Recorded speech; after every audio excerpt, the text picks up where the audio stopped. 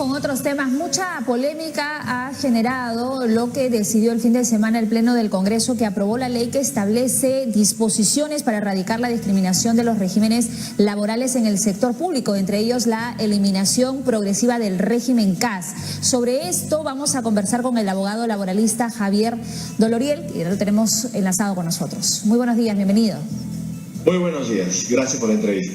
Sobre la eliminación que se ha especificado va a ser progresiva, ¿cuál es su lectura de lo que realmente busca esta norma?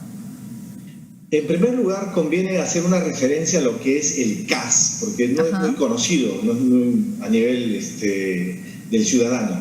El contrato CAS implica lo siguiente: es un régimen especial creado por el Estado en el año 2008 durante el segundo gobierno de Alan García, que trataba de solucionar un problema, que el Estado durante muchos años incorporaba y contrataba a trabajadores a través de servicios no personales, contratos de servicios no personales que encubrían, que tapaban relaciones laborales efectivas. Y el Estado creó para sí mismo este régimen sin beneficios laborales, sin estabilidad laboral, y esta era una anomalía del sistema. Se creó el contrato CAS, que se llama Contrato Administrativo de Servicios. Y cuando se creó se dijo, esto no es un contrato laboral, es un contrato administrativo. Crearon una ficción jurídica para que el Estado pudiera contratar personal a un costo laboral más bajo. Esta situación claramente inequitativa para los trabajadores se trató de solucionar con el tiempo de manera progresiva a través de la creación de Servir, del régimen laboral de Servir, que significaba unificar el sistema de contratación del Estado, el sistema de remuneraciones del Estado, organizarlo y que el Estado supiera, primero, cuántos trabajadores estatales hay, que no se sabía cuántos eran, y segundo, cuánto invierte, cuánto paga el Estado en remuneraciones. Y se trataba de que este régimen CAS iba a desaparecer paulatinamente según disponibilidad presupuestal y de un sistema organizado, y que los trabajadores pudieran acceder a la función pública a través de concursos, tal como lo establece la Constitución, y que cualquier ciudadano pudiera ingresar a la función pública a través de ese sistema. Lo que hemos visto a través de esta ley creada por el Congreso es que, pese a que la intención pudiera ser buena, desequilibra totalmente las finanzas del Estado y además echa por tierra todos los esfuerzos de Servir de llevar a cabo un proceso organizado para que se pueda ingresar a la función pública y eliminar los CAS de manera progresiva.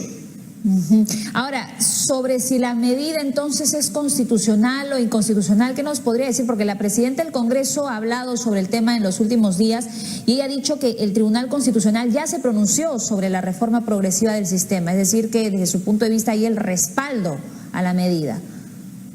A ver, el Tribunal Constitucional, cuando vio la causa que establecía que una demanda de inconstitucionalidad respecto al régimen CAS, dijo que este era un régimen laboral y, digamos, dilucidó lo que todo el mundo sabía, que era un régimen laboral encubierto y que tenía que considerarse junto al 728 al régimen 276 un régimen CAS transitorio. Pero esta transitoriedad tiene que llevarse a cabo de manera paulatina, tal como lo estableció el TC, y esta ley lo que establece es lo siguiente: que a partir de su entrada en vigencia todos los contratos CAS son por tiempo indefinido. Es decir, que todos los trabajadores CAS van a tener derecho a estabilidad laboral, y lo que implica es que todos los contratos que vencían, por ejemplo, el 31 de diciembre, en vigencia futuro, con lo cual se está generando gasto.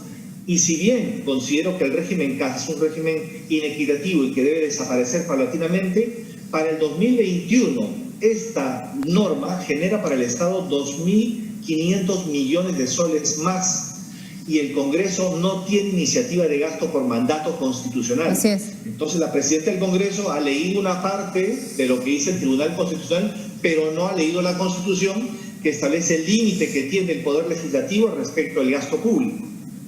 Ok, entonces la precisión, porque había la preocupación también de los trabajadores que están bajo este régimen CAS vigente y que está a punto de terminar, ¿ellos se van a mantener entonces? aquí ocurre algo muy interesante, que es lo que se llama el impacto adverso de una ley que supuestamente es beneficiosa, que supuestamente aparentemente. Lo que va a pasar, lo que va a ocurrir es que al 31 de diciembre vencen muchos contratos CAS y muchas entidades del Estado no van a renovar esos contratos CAS. De modo tal que una vez que entre en vigencia esta norma, va a haber muchos trabajadores CAS que se quedaron sin empleo en la peor pandemia que hemos vivido nosotros, con una situación de desempleo dramática, y esos trabajadores pasarían al sector de desempleados. Ese es el efecto que trae una norma apresurada, una norma populista, que no mide las eventuales consecuencias negativas que puede traer para los trabajadores. Ahora, ¿cuál es el gasto? Porque sobre esto también existe la preocupación, ¿no? El gasto que podría generar en el presupuesto público esta ley y todas las consecuencias que esto traería.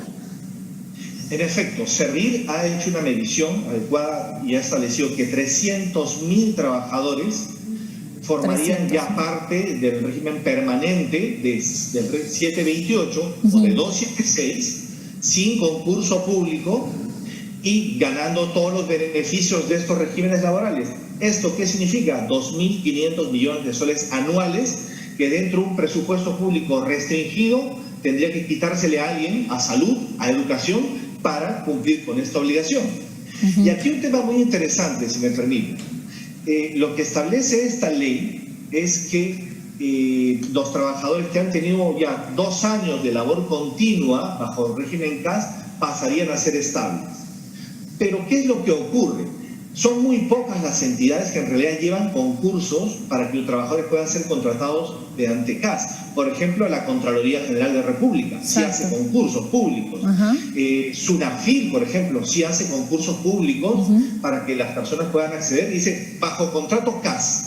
Entonces, el Estado genera para sí mismo un régimen beneficioso, pero en cambio, para el régimen laboral de la actividad privada, exige el cumplimiento de altos costos laborales. Es decir, como decía hace mucho tiempo, ¿no es cierto? Para mis amigos todo, para mis enemigos la ley. Para el Estado, crea el CAS, pero para el sector público, sector privado, perdón, el régimen común de la actividad privada, que es más caro, es más costoso y que genera inequidades. Entonces, soluciona esta ley el gran problema de la contratación de trabajadores en el Estado. No, más bien lo que va a generar es una situación de desempleo en decenas de miles de trabajadores CAS. Y sobre la interpretación que se ha dado de que esta decisión atenta contra la meritocracia y la igualdad de oportunidades, que es la que debería primar en el Estado, ¿qué opinión tiene usted al respecto? Bien, hace un momento señalé que existen muy pocas entidades que en efecto llevan a cabo concursos para incorporar trabajadores vía CAS. Pero en la gran mayoría de casos, y lo digo porque soy consultor de entidades y de empresas del Estado, en la gran mayoría de casos se lleva a cabo contrataciones a dedo, con concursos simulados, con perfiles que cualquier persona los puede cumplir o requisitos establecidos ad hoc para que una persona recomendada, una persona que ya se conoce, ya se sabe quién es, pueda ingresar a esta posición. Entonces, este régimen CAS en realidad se lleva a cabo por concurso y por meritocracia. No, por el contrario, da lugar a muchos supuestos de corrupción en la contratación de trabajadores que tienen que acceder a estas formas ilegales para poder tener un empleo, para poder tener un trabajo. Entonces, el sistema de Servir establece requisitos, línea de carrera, sistemas de remuneraciones basados en la productividad, en la eficiencia, y se ha comprobado que un trabajador del régimen de Servir al final de una carrera puede acceder a posiciones más ventajosas y puede tener una mejor remuneración. El ingreso a través de este mecanismo creado por esta ley de manera automática echa por tierra todo el mecanismo creado por Servir, que fomenta la meritocracia y el acceso a la función pública mediante un concurso justo.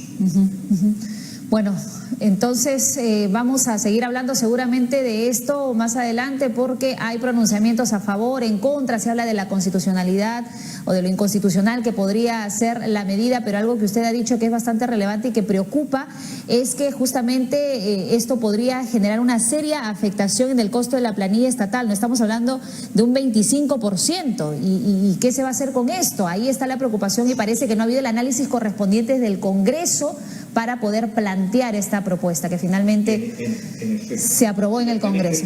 Sí. Es una acotación. Sí. Esta ley ha sido, bueno, el Pleno del Congreso la ha aprobado y esto pasa al presidente de la República, sí, que tiene la potestad de observarla. Y si el presidente, esperemos que lo observe, no como en el caso de la ley del régimen agrario, que el presidente no lo observó, pero en este caso sí considero que debería observarla, y lo que va a pasar es que seguramente el Congreso la va a aprobar por insistencia. Pero para todo como pasó con la ley de la ONP.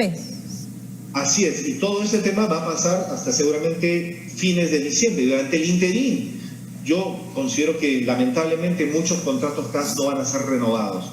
Y los trabajadores CAS en su gran mayoría son trabajadores muy comprometidos, son trabajadores eficientes, más que otros trabajadores que ya tienen estabilidad laboral, porque ellos tienen que demostrar constantemente que se justifica su renovación. Pero esa es una situación anómala. Hay muchos trabajadores CAS que andan como gitanos de estamento estatal a otra entidad y transitan así sin una situación de estabilidad que es contraria a una línea de carrera del sector público. Efectivamente. Bien, muchísimas gracias por este contacto con nosotros, doctor Doloriel, abogado laboralista, ayudándonos a entender un poco sobre este tema, este punto importante que se ha aprobado en el Congreso y como bien destaca, todavía esto va a pasar al Ejecutivo y vamos a ver si finalmente la observa o no. Buen día, hasta la próxima. Un gusto. Hasta luego. 8:28 minutos.